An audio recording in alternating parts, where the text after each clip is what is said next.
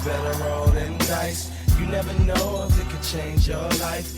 Take a chance, you're neither wrong or right. You never know if you don't roll them dice. You better roll them dice. Ahoy, hoy, Rob. Ahoy, hoy, Matt. How's it going? Yes, I'm waving to you from my island over here, and you're over there. I'm over here on my island, and there's no way to get to your island because nobody knows what lies between them. There's simply a vast, unknowable gulf, and until that problem is solved, all we can do is wave to each other from our islands, and that is an insurmountable obstacle. It is a difficulty that no person has ever fully overcome. What about this? It's a map, but watch out, Rob. It's cursed. It uses the Mercator projection. Oh, no. Will you accept it and put it into your inventory? I will, under protest, though. I'm a Mercator hater, well known. Listen, okay, you want a line between two things that makes it. You want to know the shape of stuff. It can be useful, but yeah, no, you're absolutely right. It's a cursed projection. We're talking about maps and map making. That's right. For Dungeon Masters. This is, of course, Dungeon Master of None. I'm Dungeon Master Matt. And I'm Dungeon Master Rob. And yeah, we're talking about maps. We've talked a little bit about maps, map making, mapping before, but somehow we have never done a full episode on this. And this is something that Matt and I are both big fans of and excited to talk about. One of the great joys, in my opinion, of being a game master or dungeon master or running your own game is making maps. Is whether or not it's actually important, whether or not it's necessary to your game. I think it's fun, and I enjoy having an excuse to do it. Matt and I both were, but I was a real maps kid. I looked at a lot of maps as a child when I wasn't looking at pictures of dinosaurs or something, and now as an adult, I still look at maps, but and I guess like a less pure mind sort of way. But yeah, maps are tremendous, folks. You're listening to the two-time runner-up. Damn it. Of the Oklahoma Geography Bee here. So Matt is not only a champion, he's a professional. His work also that his work takes him to the realm of modern day mapping. So you're learning from the very best, and also his friend Rob.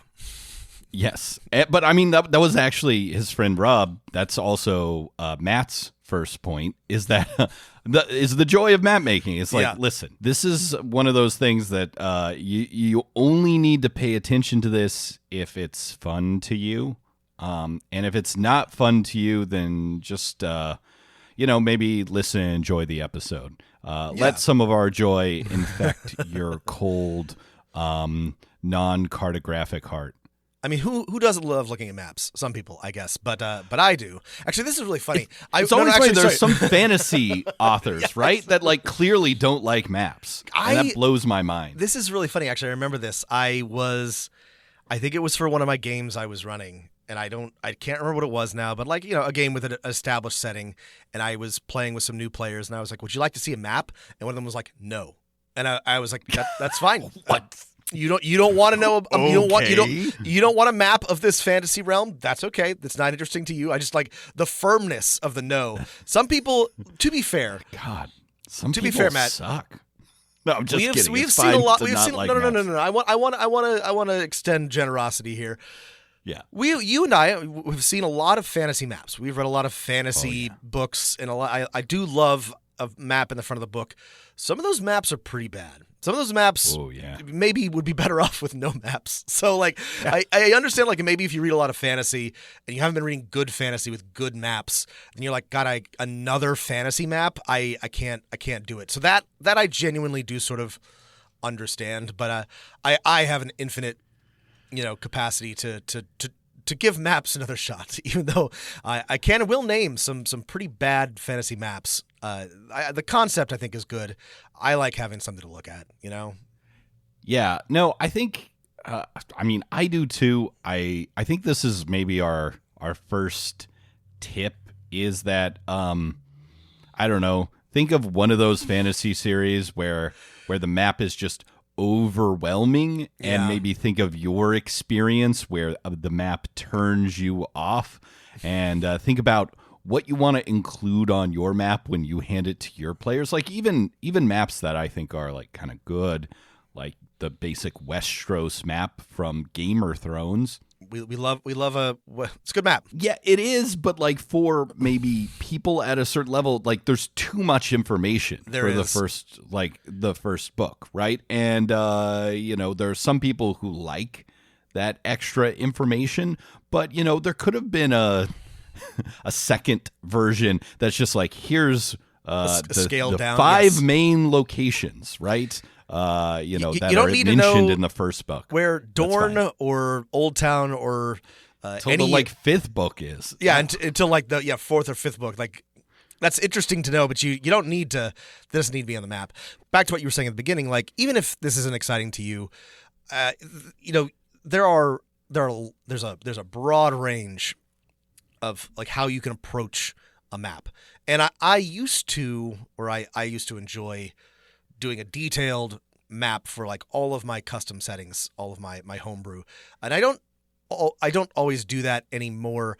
And I do like to have often kind of like abstract maps or very like generalized ones for my own reference, but it is not the case that you have to produce a Westeros map or something like that every time. No. If you're homebrewing, and again, only if you really want to. But there are lots of options on your way there to help fix it geographically in your mind or your players' minds, and many of them are not a lot of work, which is there are a lot of tools that are available to you that Matt and I are going to talk about. The most important tool the most important tool yes. Matt was innovated by the Cartographers Guild. Which was, of course, you just sort of like make the map as big as the territory itself, and then you have no problem. Thank you, Borges. Yeah. No, this is right. We're making a twin of some imaginary or real world, and right. Here's the question: where did you draw the line of what information does the map encompass the empire itself in its actual size? 1-to-1. That's the scale you want for your maps. That's right. I wanted to return to the joy of map making, and I guess my advice, if you don't have that joy in your heart, is to find the like topic or thing that interests you, and look for, by searching the World Wide Web, maps of that topic, right? Are you into animals? Look at some maps of where animals are. Are you into the weather? Look at some cool simulations of like global currents and weather patterns, right? Are you into understanding the like rampaging and destructive forces of global capitalism? Look at some maps that describe those capital flows or economic inequality, right? You'll discover things that you couldn't see by having a computer read a spreadsheet and calculate a number. Yeah. If you had a mapping program that's also a computer read a spreadsheet and calculate? It's all the same thing at the end of the day in some ways. Yeah. Okay. Yeah, I mean that's exactly the point, and you can get as detailed or complicated with this as you want. Maps can be, or fantasy maps and maps you make for your games can be incredibly detailed, and they can cover about anything you want them to. It is about, in the same way that that history is often about like what you choose to focus on. Your map is about like what's important to you and what it means for your game, right? So if you don't care as much about nations and polities, you don't have to draw a bunch of like borders on your map. You can draw a borderless map. If your game is about following, like Matt said, animal migrations, then you can just include animal migrations on your map. If it's about temperatures or topography entirely. You can just have a topographical map. This is also cool stuff. People like it when you give them a map that's a little different, right? As long as it sort of like helps fix the idea of the game in their mind. This is a great approach. So I think there's like often maybe two common types of maps that I've seen in like for campaigns, maybe not for like encounters or something like that. Yeah. That role player games use.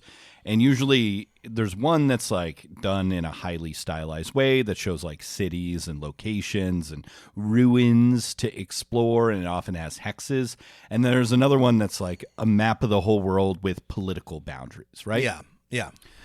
Maps are just any other form of like visual communication, right? Mm-hmm. So what you include on your map, there's no default map of anything, right? The default map of anything is the real world in a 1-to-1 scale. Right. So when you're taking something away, right, that you're left with something. So if you want your game to be about political boundaries and the struggles between some kind of states or empires, here's a map of the galaxy divided into those things. If it's about exploration, well, then maybe here's a map of the galaxy with those space anomalies pointed out, right? Right. Make sure your map is fitting the thing you just want to communicate with your players, most importantly. I mean, I have done for games where I didn't want to distract the players with where this was specifically in games that were focused around one, like a city or one point, and then I did not intend for them to travel very far outside of that. Sometimes I would do something as simple as like bubbles, like, a series of like bubbles, like this area is to the northwest or this is to the southwest. Here's a bunch of bubbles depicting the vague regions. You don't need to know more than that, or boxes or something like that. That can be perfectly valid. If they don't need to know the specific geography, if it's not important or not critical to the story you're trying to tell, but they want to know in what direction a thing is, that's you can be that abstract. And I think that's still a very useful map, even if it's not the kind of fantasy map that we are used to producing or viewing. Yeah. And I think that brings me to tip number 2. Okay. Which is like the best map is the one that you get in the hands of your players when they need it. Yeah. So like if you want to make a really cool map before the campaign begins, but it's got a bunch of stuff that doesn't really matter for play at the moment, then it's not a bad thing. That's still a good thing. But more importantly is the ability to do what Rob just said, right? Is to just show people like, well, okay, you're over here. The enemy encampment is over there. And the river between you two goes like this. And so these are these other features, right? Offering the players an understand. You're describing, what the players might see or explore and see, but in a quicker way than you could tell them, and in a clearer way. Yeah. I mean, I often find it useful personally to produce detailed maps, but a good thing to have, and there's lots of tools that will let you do this easily, is to have a version of your detailed map with far fewer locations and especially names on it. Like the general layout is the same, but you've removed a bunch of the distracting things just so you can point out this is where you're starting. And then you can give them the more detailed one later on, or just use that to reference for yourself and add things, write things on the shared map later. This is a good way, if you're like me, somebody who benefits from having a map to reference yourself, to use that map without having to produce an entirely separate one for your players. Matt mentioned sort of like a regional type map with a bunch of, ruins and cities and rivers and mountains and things like that, which is, I think, often where we start, and that's good, as opposed to like a general world map. I often, again, just so that I know the answers to the questions in my own mind, have both, or have a rough sketch of both for my homebrew. But I do not present my players with the full sweep of geography at the outset of the game. It comes as needed.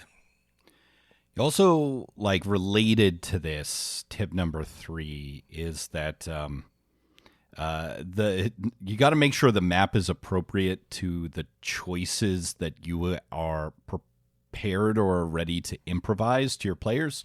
If your players are going to the city that is the wretched hive of scum and villainy, but you've only prepared for them meeting with the Thieves Guild and then leaving, and you weren't expecting them to go to the hacker quarter or whatever, right? Then the map isn't really that useful to them. But if they're arriving at that city and you're like, well, here are some interesting locations in the city marked out on this map, but feel free to explore. Then that's a really useful description of the city. Yeah, this is my tip. I don't know. This is like a sub tip 2.5, and I have a real 7.5 concrete here. Do not put anything on a map that you show your players that you are not prepared to have them go to. If you show them a map and there's a city on there that's the shining city of towers and puppy people, and they're like, well, I want to go there, and you're like, well, that's 100 miles away in the other direction, and they're like, I don't care, I'm going there. You have to be prepared to either like know what's there, or have a good reason why they can't go there, because if they see it on a map and there's any possibility of going there, they will broach the subject. They will break your carefully designed plan. So think about that when both designing and presenting maps. Like, you can put something on the other side of the ocean that's the incredible city of golden whatevers, and they'll be like, well, I want to go there, and like, you can't. It's on the other side of the ocean. But if you're not careful, then this will be a problem. Is that a problem, Rob, or is that just good planning? Sorry. Created something your players want to do. This sounds awesome to me. Not a problem unless you aren't prepared for like the consequences of what you show them. Is what I'm saying. It's like the map you present. Make sure that you have answers and preparation for whatever's on there. Well, to me, I put things on the map that I'm like, well, I don't have that prepared, but I maybe either have a vague idea, right? And will be able to prepare it by the time my players get there. B, don't have anything prepared, but I know I want to come up with something along the lines of what that visual or name conveys, or C, both of those. Right. That's what I mean. I also put lots of things on there that I usually have a vague idea of like what I want to be there, but I've made sure to give myself time to flesh that out before the players actually can get there. So just a thing to be aware of. Matt's example is better if they're in the city of scum and villainy and you've placed the hive quarter or in somewhere and they go there. Make sure that you know what's in there. Yeah. Okay. Let's see. More. Are we ready for another like general tip of map making? Yeah. As I'm not making this name up, Rob, just so you know, as Waldo Tobler said in his first law of geography. Again, I'm not making I'm this not up. laughing. He's not a wizard. He's not a wizard. Waldo Tobler, big fan. Everything is related to everything else, but near things are more related than distant things. Space is things in space that are closer tend to, not always, but usually have more effect, more impact, more direction on each other. So, doesn't mean that everything next to each other has to be the same, but those things are more likely to interact in some way in your game world than things that are farther away. I think it's a great principle. I mean, in practice, Matt, as I'm understanding it, things nearby should more gradually transition into other things rather than you've got a Saharan desert right next to a swampy Everglades wetland, right? That's not generally how things work. Usually there's a transitional zone or many transitional zones. You know what? Speaking of, what map violates this, in my opinion, is actually the Westeros map. I have never understood or liked specifically where Dorne, a Spanish Moorish desert place, just sort of like pops up at the bottom of not fantasy England. It never made any sense to me, George R. R. Martin. I never liked it. Well, the Reach, pushing up my Westeros. The Okay. Reach is Tell more me. like fantasy France. So, I don't know if France and sure. Spain could ever be next to each other, Sure, separated by a mountain range. Whatever. No, you're right. So I think here's the other thing is when I'm talking about the first law, near things, right, are more related than distant things. You can apply this whenever it's useful to you, right? I usually think about it in terms of when I'm mapping out factions or people or something like that, because I don't usually care that much about creating the correct range shadows for formations. You can do that again if that brings you joy. Do that. That's super cool. But it's one of those things. It will bug some people if it's wrong. But you didn't stop reading Game of Thrones, and your players won't stop playing. I didn't. Your game. I'm somebody who spends an awful lot of time making sure that my river origins make sense, not because I care. I don't, but I just can't not do it. This is a personal problem, by the way. Nobody cares. Nobody cares if your rivers start in the middle of nowhere. No one cares if your mountains. People make have been sense. playing on Faerun forever. Yeah. The water just doesn't make sense. I'm going to tell you me. that, I don't know. that if it doesn't matter to you, it won't matter to anyone else. But unfortunately, I spent too much time looking at rivers, and now I'm like, would that make sense for the start of a river? But Matt's right. Here's a pro tip: Yeah. they tend to go downhill. Yes. think about which way the land goes. This is. I mean, I agree. If I understand it correctly, the factions and people makes a lot more sense for near things or sorry, say it one more time. Help me out, Walter Tobler. Everything is related to everything else, but near things are more related than distant. More related to distant things. Yeah.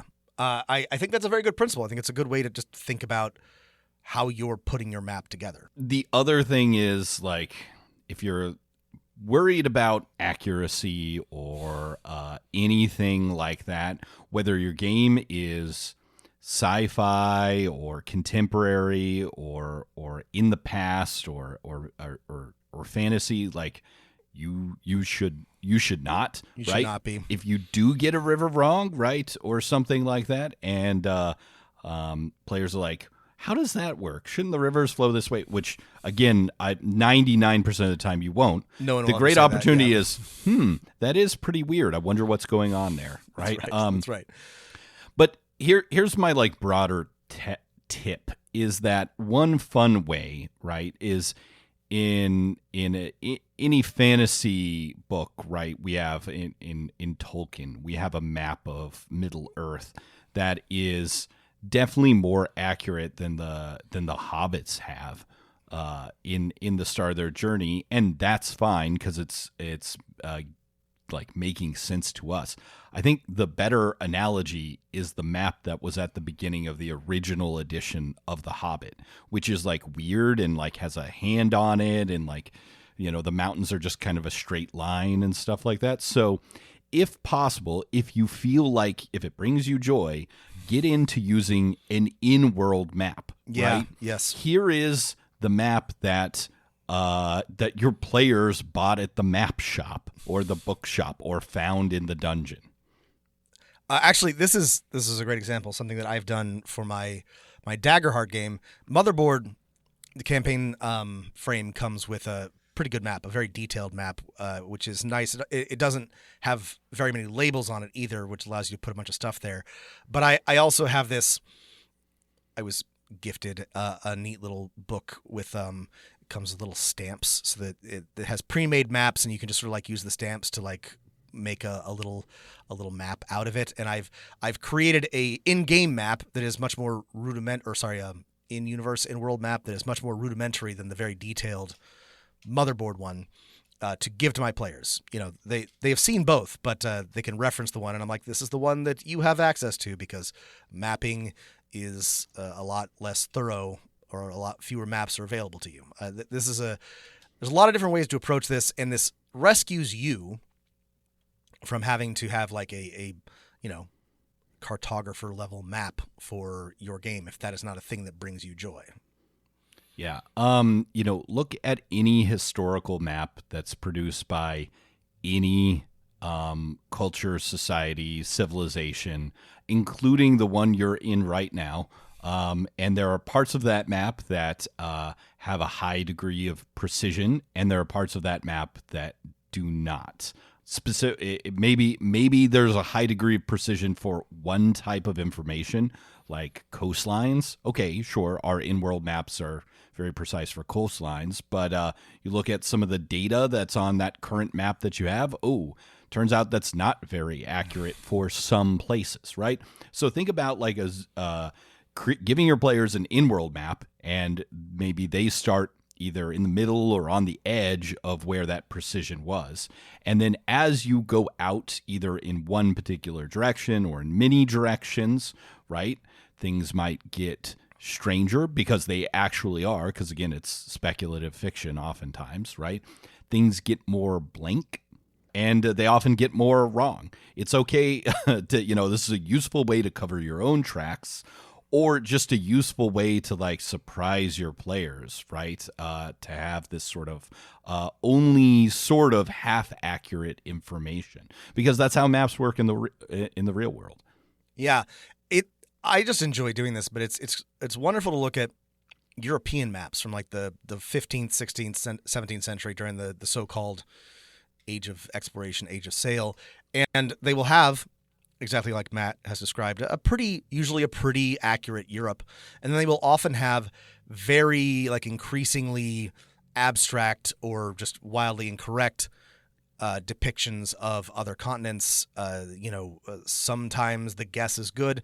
These maps are often very artistically lovely to look at. They have a lot of those cool illustrations on them. So it's not necessarily something that you can easily replicate, but it's a good thing to look at when you're thinking about, well, how good, how detailed does my map of the world have to be?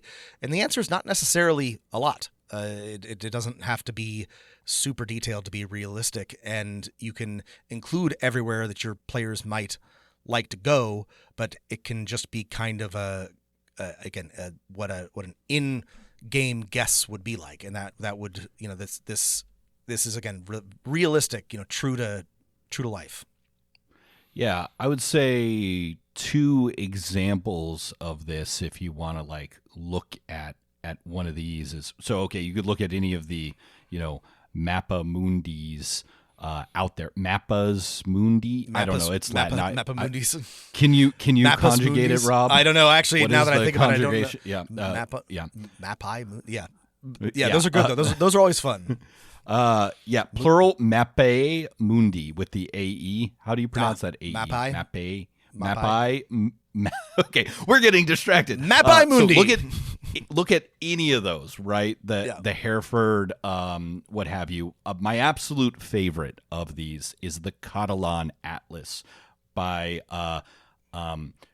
Cresques Abraham. Produced in the really late Middle Ages, early Renaissance in Aragon. And it's like Rob just said, it's a great illustration of like, hey, coastlines are really accurate in the area near Spain, and then not so much in other areas.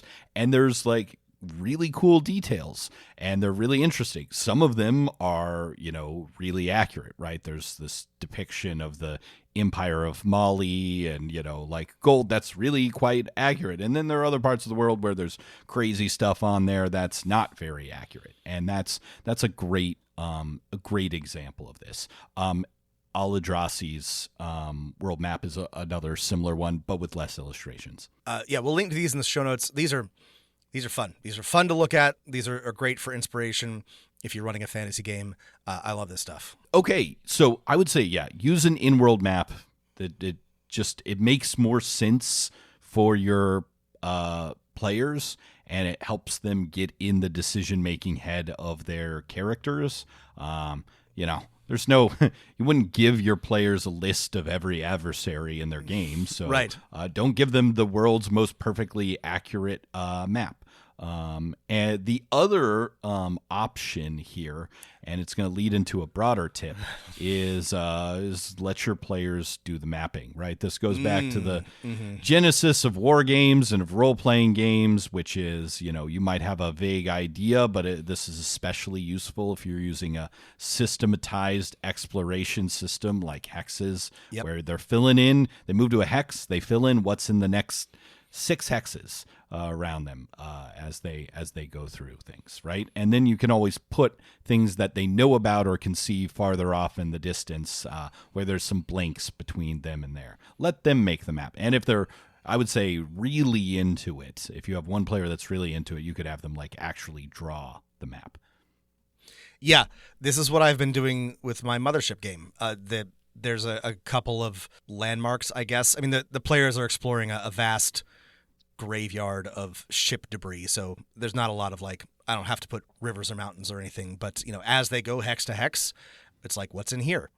And sometimes there's something, sometimes there's nothing, but they slowly are sort of drawing a map, making connections, making notes of what they found there, and it's cool. I love this. This is one of the fun things about hex crawls, period, is that you get to sort of hold it loosely, and your players can map out the territory as they're exploring it. It's a really neat thing to do, and you don't have to have all the answers. You just need to maybe have a few anchor points as they explore. Yeah, it's super fun. The players will be invested in the map making if they're doing some of it themselves. And I guess it leads to the bigger tip, stealing from a GM principle from the Apocalypse World family of games, which is draw maps, leave blanks. Mm-hmm. This is super important. Sorry, I was going to save this. Not save it. This is more like a general point, but like I've said, I look at a lot of fantasy maps. I think a lot about them. I pay a lot of attention to them when they're included in a book. And something that I have come to strongly dislike is when they have no blanks, when they are too thorough. I don't actually want to know literally everything that is on the planet, and I don't think it's realistic to know that. But if it's too detailed, I find that kind of jarring, disconcerting. It's especially for a fantasy game, but I think for any fictional, you want a fictional property, you want to have some room to expand, but also sort of leave room for the unknown, which is there. And on a more practical level, you want to leave blanks so that as you're playing the game, as you're exploring, as things are happening, you have room to improvise and put things there as makes sense. Yeah. If you don't leave some areas blank on your map, those blanks can be just a inherent draw to your players, but they should also be a draw to you as you're continuing to flesh out what is happening or could be happening in this campaign as your players are going to it. I think the blanks can also be explicit blanks, and that can make them more fun. One technique I've used is to just put don't go here, but tailored to whatever that campaign is about and what would make sense, right? Or this is an unknown, or something with a question mark. Yeah, a very on the nose example of this is the Mournlands in Eberron. It's literally just a blank spot on the map. I mean, there was something there, but no one really knows what's there now. It's just a big empty land of mist, and you could put something there, but it's just kind of like a big old question mark, a big empty spot on the map, and that's a useful thing to have. I think a useful spot for any sort of fantasy map. Anything could go there. The next one is you're having fun here. This is the joy of speculative fiction map making, is that you're not restricted to drawing populations and demographics and buildings and stuff like that, and cities. You can put whatever weird stuff you want. So sure, if you want to make like a cool thematic map that shows what the percentage of people that are magic users in each area, be my guest. Have fun. Yeah. Will that be super useful at the end of the day in your table? Probably not that really, but thematic maps can be fun. But what is more fun for play, in my experience, is just putting weird stuff and symbology on your map, right? The easiest one is, you draw a dragon on one part of the map, but it can be anything that, your campaign is about, right? Here we're drawing over here. Here's the infrasphere corruption where data no longer works. Okay, perfect. Yeah. I've been doing this a lot for my Daggerheart game. Like I've just come up with cool spots on the map. Like these are the mercury pits. Here's the rust bog. Here's the cable warrens. Like this is the, silicon jungle. I'm just like, what weird spot could there be in a, science fantasy future land? And yeah, there are a few cities, but I'm mostly like, what weird thing can I put on the map? And that's been a lot of fun, and I think has richer results for the players. And so this depends on what tool you're using to draw your maps. Like if you're making your map through everything is computer, if you're making it through, your own hand, I find that the better these are actually drawn, the more intriguing they are and the more joy it brings me. Maps are just ways to represent information. So if you're not an artist at all, you can always write the thing out and just label that area of the blank. You can also, stock art and stamps and things like that are your friends. I've traced stuff before. If I'm like, hey, I can't draw this weird monster. Okay, fine. I've done both. I tend to be a doodler, so I'll usually doodle a map, and that's about as detailed as it gets. I have used various programs and softwares to mixed results, sometimes good, sometimes bad. But yeah, do what works. The other thing about this is like with writing or world building, your first draft can be as messy and detailed as you want it to be. Like, doodle a map with 1,000 different things on it, and then create a public facing or final version that is curated down. Like, feel free to go nuts, have fun with your first a lot of weird stuff. Put anything you can think of. The never-ending storm, all your the floating raft of zombies. Yes. Yeah, put it all on there and then go back through and you're like, all right, this is not, shelve that for later, but like these are the things that I want in the final version of the map. And I would say that like a lot of, we've been focusing our conversation mostly on like a campaign or a region map or a city map. But I would say these exact same principles apply to like encounter maps or like single session maps, right? When you're drawing, when the players get the structural diagram of the house where the mad scientist doing Cthulhu experiments lives, right? You can give them that, and it can have some weird person's notes that are like, don't go here, and then part of it can be ripped off, or maybe the basement is inaccurate because it's from 20 years ago, right? There's that blank area, right? So all those like principles to me still apply for the like adventure or the session night map as well. Yeah. I mean, if you're going to ultimately produce a tactical map, right, where, on a grid or whatever, then you will need to have, eventually it will need to resemble what is actually there. But you can hand out like a map of a house or a small region, and it can follow it, like Matt said, all of these rules apply in the exact same way. You use the same principles. It doesn't have to be precisely accurate. It doesn't have to include everything. It can include only what's interesting and useful to you. The small maps or localized maps follow the same functional rules as large ones.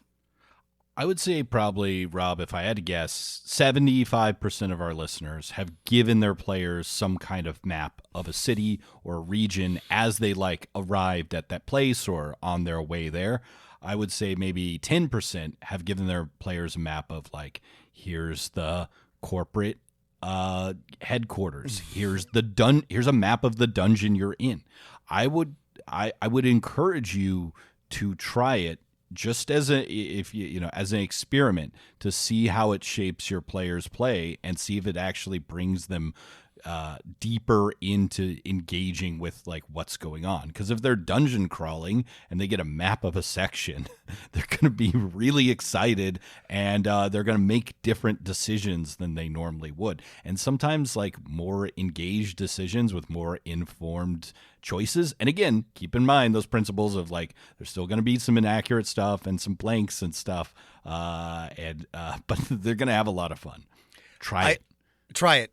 I want to really recommend tip number 7. Tip number 7. Give them a map of the dungeon. I really want to recommend, if you're not if you're not like the most artistic, or you're not I want to recommend the Mothership.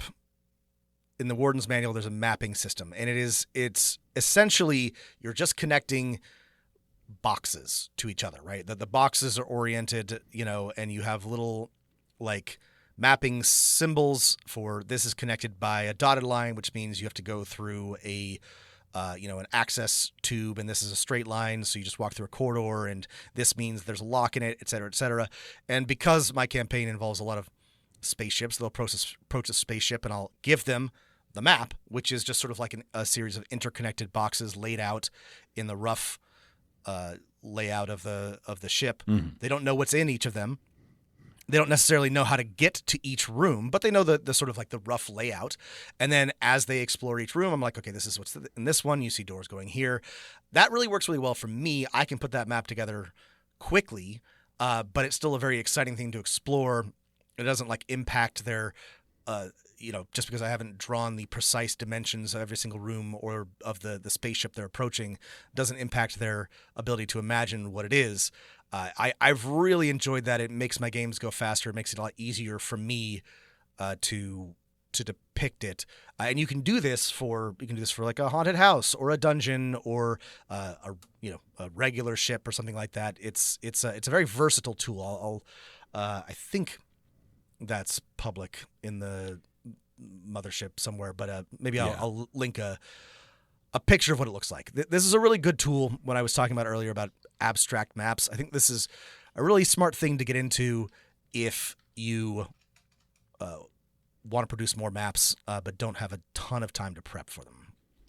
I mean, this is a great way to like also, not every map can have every bit of information, right? You can do this with a dungeon map too. A previous dungeon delver has made a flow chart to keep track of the rooms.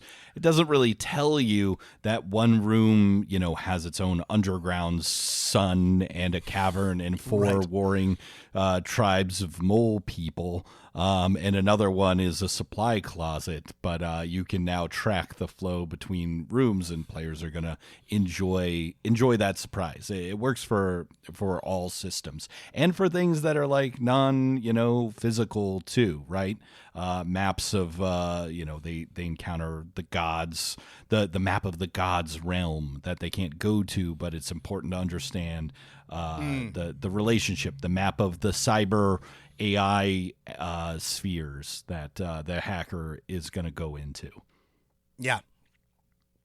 And I mean, I think that applies to like this episode again, not so much about making battle maps, but making your battle maps interesting. But also, again, the most important thing, maps should all be created to accomplish specific goals.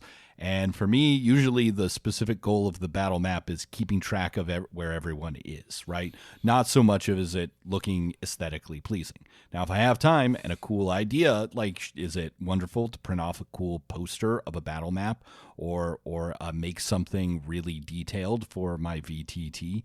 Yeah, sure, that's nice. But again, the best map is the one you can get into the hands of your players and is the one that you can create. Yeah, I mean, I couldn't agree more. I've long fantasized about being the type of person with the resources, time, and focus to like have a bunch of like, you know, that 3D terrain and set up cool combats. And it has never, ever happened.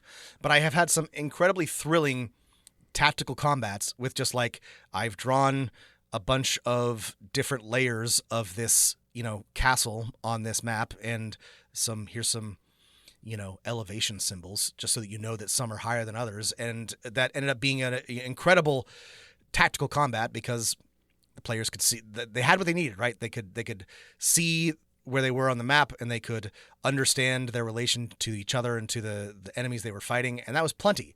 You can do more if you want to. If you were a good artist or you were good at drawing detailed maps or you do want to put fancy terrain together or draw something elaborate for your VTT, you can.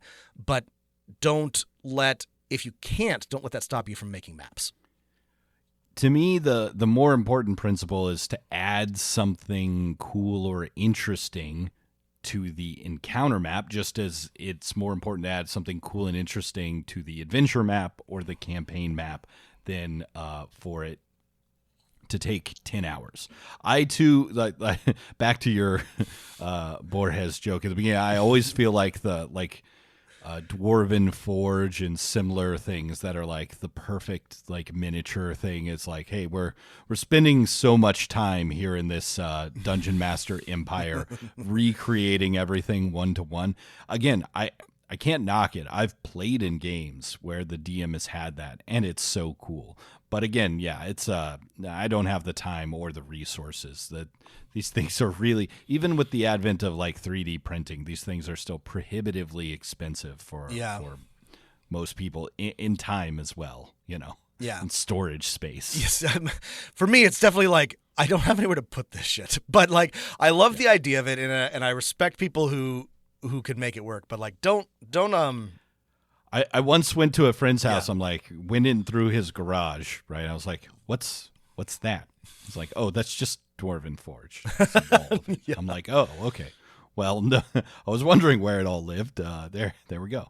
It's a whole wall. Do you have a spare wall for boxes? I don't have a spare wall. There's nowhere to put the Dwarven Forge. Yeah. There's no money to get it with. Okay. I would say, what if I want to talk a little bit about some tools, but I have some basic tips that I think a lot of other people have given, which is if you're bad at drawing, right? Especially I think people struggle drawing natural features, right? Rivers, coastlines, mountain ranges. A randomizer can help you, right? People will spill dice or grains of rice on a map to create some.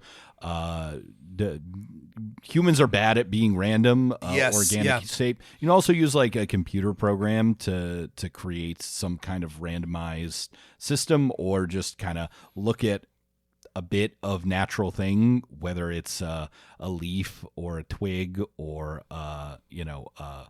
another map, and sort of follow it.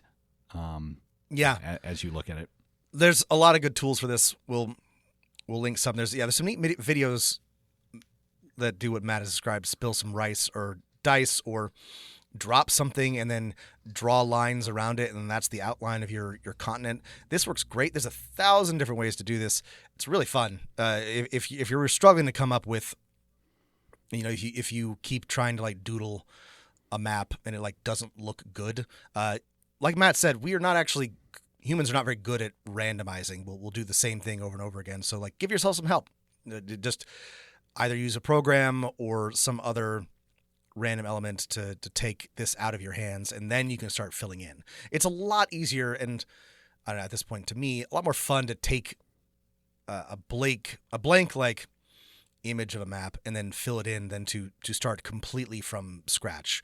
And there's a lot of tools for doing that. You do not have to start from scratch unless you want to. Yeah. And I mean, the best tool is like a pen you like, or a pencil you like, and paper you like for drawing a map. But as I say a lot, the best tool for mapping is whatever you can use and will get the job done, right? Mm-hmm. So, depending on the goals of your map making, it's usually a fool's errand to learn some sort of program or tool that you otherwise don't already know or want to learn. Only do this if it's fun for you. I once spent many hours learning how to use GIMP so that I could follow a tutorial from the Cartographers Guild. Cartography Guild, which is we will link to. It's still there. I checked. A very old website, but has a lot of fantasy nerds making maps, and that was fun. I did enjoy learning that program, and I made an okay map at the end of the day, but I don't use it anymore, and I probably wouldn't do that again. But I did that because I was enjoying it. But don't do that. Don't feel like you have to learn anything, because you don't. If you just a pen and a piece of paper is fine. Right. If you want to make a hex map, sure, there's software out there that has a little bit of a learning curve, like Hexographer, that I use for my hex maps. If you could also just get some hex paper, right? Or Google hexes and print them on a sheet of paper and then draw. Or you could use one that like has almost no learning curve, like HexTML, right? It's whatever's going to get the job done, right, usually as efficiently as possible. Let's see. I think I have like one more big tip, which is obviously the one that I think everyone who's looked at any fantasy map knows is steal from the real world. Yes. Most fantasy maps have some relation to something that actually exists, because it helps it make it feel real in your mind, answer a question you wouldn't know how to answer, and might have some, like, be aware you're going to evoke something if players can recognize it. I mean, for better or for worse, I would say half to 2/3 of all fantasy maps are obviously Europe, or Europe inverted. But from Westeros to to Tolkien's maps, like it's just fantasy Europe. And you know what? That's okay. No one should feel bad about that. That's not like no one's making like a mapping sin by doing that. That's I think an intentional choice and a valid one. So like, but if you're Robert Jordan drew Europe as a rectangle and made $1 billion. Yes, or $1 million. Well, this sort of like gets me. This leads me to, to expand on what you said. Like, there's when looking at the real world and drawing inspiration, pull from there's a. I have what I think of as sort of like, like a fantasy map trope list, and there's fake Europe, right? There's inland sea. This is one of my favorites. This is what they have in the Trader Baru Cormorant has a big inland sea map. Right. There's archipelago, right? What they have in what Earthsea is just like a big archipelago. There's Gondwanaland, not Pangaea. Pangaea is too boring. Gondwanaland though has it's big continent with some like some variation, some interest to it.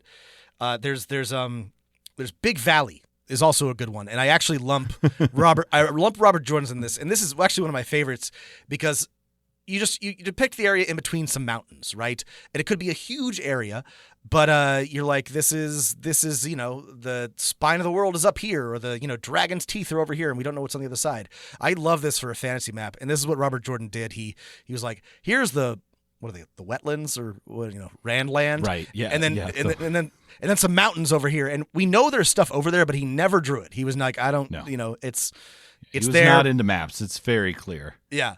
But you can just, pick some regions of Earth and fuzz the coastlines and the specifics a little bit, and you've got yourself a perfectly good fantasy map. Take a look at the Caribbean or like the Indonesian islands and move some things around. Erase some coastlines, and you've got yourself a fantasy archipelago. This is a great way. Again, getting back to I remember the Warboards RPG that I played or ran for a very, very short amount of time. It's just like we took the Caribbean islands and we made them floating islands. That's our world map. That's a great world map. It's a great world map. This is a great way to do things because it's really hard, in my opinion, to come up with a truly original map, like anything that we haven't seen before. I think humans are like fundamentally incapable of. Well, I mean, there's also only so many configurations of like land and water that you can do, but rather than try to create something that's never been seen before, pick an interesting, real world analog and make some fun changes, and you're off to the races. Two ways you can go with this is if you're running a historical or contemporary or near future role-playing game, right? You're running Call of Cthulhu in the 1920s. Grab yourself a 1920s map, right? Print it off and then write on it for the things that you want your players to know about. If you're running a superhero campaign, right? Add that right theme that gets the feel of superhero, what's projected on the watchtower, and then mark out, these are the Guardian superhero team locations. Here's where the evil, acronym organizations known layers are, these types of things. The other way you can go with stealing the real world is to steal bits and pieces, right? Is to use coastlines or features that you find interesting or evocative. Sure, take that map of the Grand Canyon and rotate it 75 degrees and then put some cities on the other side and then twist one half of it in case you have a player from Arizona.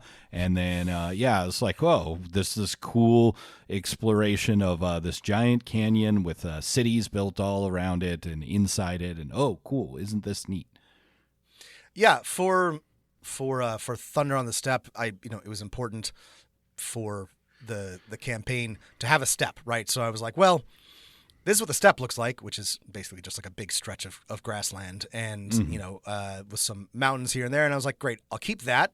And then I just sort of drew in some stuff around it. And it wasn't my most interesting map, but it was a great map for the setting, and I kept the thing that I was trying to model from the real world and put whatever I wanted around it because none of that needed to be there. My final drawing tip is other than completely ignore all our advice if you have something that works for you, is to go sure, you could use the real world and reconfigure it. One that I have done in the past that works really well is look up estimations of what coastlines look like 1 million years in the future, 50 million years in the past. Because again, it's like, hey, if you want a planet that's like Earth, then that works really well. And it often looks completely dissimilar to any of our coastlines if you go back before Pangea. And look at the continents before that. What was I going to say? Is to go completely reject all of the advice about taking a leaf for its organic shape and using it to draw your coastline. Is again, this might fit squarely in the fantasy map making tropes, but the geography that seems intentionally unnatural, right? Why is my continent let's see, Numera does this, right? Why is my continent a big diamond? Yes. Well, good question. Because you're 9 billion years in the future and some weird shit has happened, right? Make those weird shapes, and that can be super fun, and also especially if you don't like doing those other things. I mean, the Book of the New Sun doesn't have a map deliberately, but it's too bad because what by reading the book, you realize that, that you figure out where it's taking place, and it is far future Earth, and the continents have shifted, and you think maybe it's in sort of maybe where South America was, but the world looks radically different. And that's exactly the kind of thing that you can do with your maps. Like imagine a new supercontinent, or imagine a entirely different configuration of continents, or look up, like Matt said, there's lots of cool maps of like what has existed and might exist in the future. Just copy one of those. Like I just pulled up the list of supercontinents, grab a map of Valbara. No one in your game is going to recognize that, right? Like, if you do Pangea, they might, but like, yeah, find a configuration of continents, because they've been through a bunch and they'll be through more. You don't have to invent this from scratch, and that'll do a lot of work for you. Do you want to briefly talk about tools, Rob? The tools of a map maker. Pen and paper. Sure. But it's again whatever works best for you. Most maps these days eventually are finished in Illustrator or a similar program. So, and Illustrator has a lot of ways that you can import existing images and, create like vectors from them. So if you want to do it in a computer, Illustrator or a similar program, I think is your best bet. If you're going off the real world, there are a lot of mapping programs that you can use, from Google Maps and Google Earth to something like Mapbox if you want to show like a weird thing, if your players are fighting a zombie plague and you want to show its progress around the world. There's some open source real world mapping software. QGIS has a really steep learning curve, but it is free. There's a lot of paid softwares out there like ArcGIS that are really good for making any kind of map of anything, but again, have a fairly steep learning curve and cost money. Yeah. God, there's so many good things. I will link this. There's just like a random medieval city generator in that I found on Reddit that's really cool. There's Incarnate, which is a pretty like great tool. So I got us a subscription to Incarnate a year and a half ago when we thought we might do this episode a lot sooner. So I've used it for a year. I've used it before. I didn't know we had a subscription, so oops. I used the free version. Sorry. Okay, that's fine. I've used the paid version, and let me tell you, it's fine. There are many softwares like it, and in my experience, they're all more or less the same. It's sort of a stamping tool software where, again, you can draw like in any program, but you can also stamp shapes or little token symbols, like a symbol for a city, or a drawing of a city, a symbol for a dragon, or a drawing of a dragon, and you can add all the like kind of fancy fonts and stuff like that to make a map look like it came from whatever time period you're doing. I've made several campaign maps using Incarnate, and again, it's fine. It's do you like the ease of the stamping tools, or is it worth the cost? I mean, it's going to be a decision you make. Probably not, unless you make a lot of maps. But it's a neat.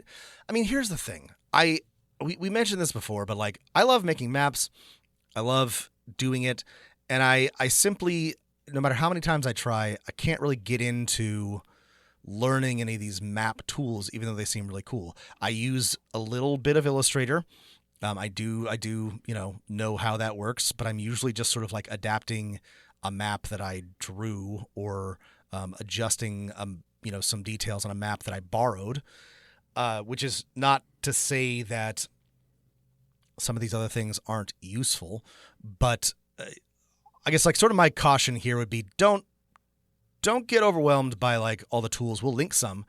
I think many of them are good, but your players will be perfectly happy, and you will probably be perfectly happy with a hand-drawn or, using MS Paint if that's something you're comfortable with.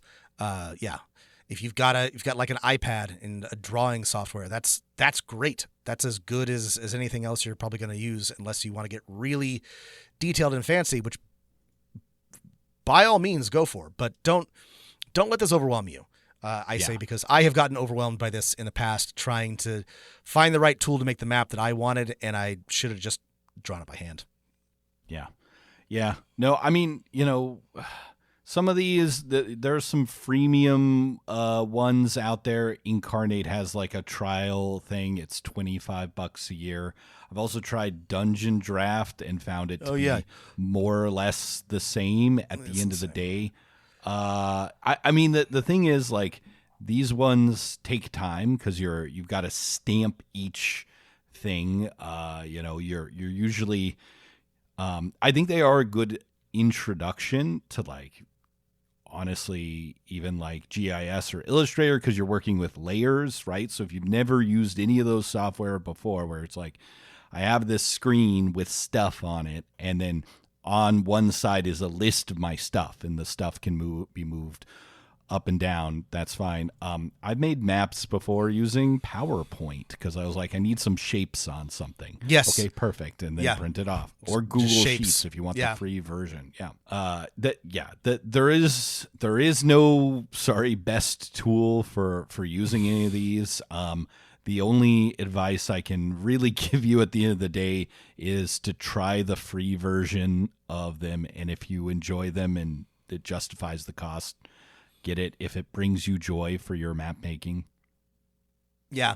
Also, if you do want to spend money on something, it's going to cost a lot to get like a custom solution, but there are many creators out there, and there are many map packs on DM's Guild and elsewhere that you can spend a trivial amount of money for to get what you want. And like, if you had $5 to $10 to $20 to spend, that might be a better thing to do than Incarnate, unless you really want to make it yourself, which I understand and I do. But like, also those are good things to borrow and then modify. So just, if you have money to spend on this, make sure that, I'm sorry, I feel like we're really like pushing people away from spending money on these tools, but they're good. Spend money is fine, yeah. But yeah, you don't feel like you have to. Listen, buying a map from someone else, or stealing like a free map, or copying a fantasy world map from a book you like for the use in your own campaign, right? And then making it your own by labeling things and adding annotations. That brings me just as much joy as drawing my own map from scratch. And if you're short on time, and you don't enjoy making the map from scratch, you don't have some inkling of a vision for what things might look like, this is a great solution. Yeah, absolutely. Make a map, buy a map, steal a map, but start with a map. Yeah. Or don't, or add a map in halfway. There's no wrong or right time to introduce your campaign to the joy of maps. That's right. Worst case scenario, your players will not look at your map, but you will still have a map, and that's joy in and of itself. Again, if you like this, if you don't, ignore everything that we said. Draw a series of general directions on a piece of paper. If your players want to know like where things are, you don't have to have a map. There are fun maps, and then there are work maps. These are fun maps for me, and I like them. If you want an occasional fun map from us, I think maybe we only have 2. You can go do to more. Patreon, patreon.com/Dungeon Master of None, and $5 a month gets you a bonus episode every month, and there's a lot of them now, and a bunch of other stuff, including some modules with some maps. So check that out. You can also hop on our Discord, link in the show notes, to talk about maps and other things. You can email us at demonofnone@gmail.com if you know something that we should know about mapping or have suggestions. Yes. We love to hear about it, so let us know. And thanks for listening, everybody. And whatever you do, keep rolling them dice.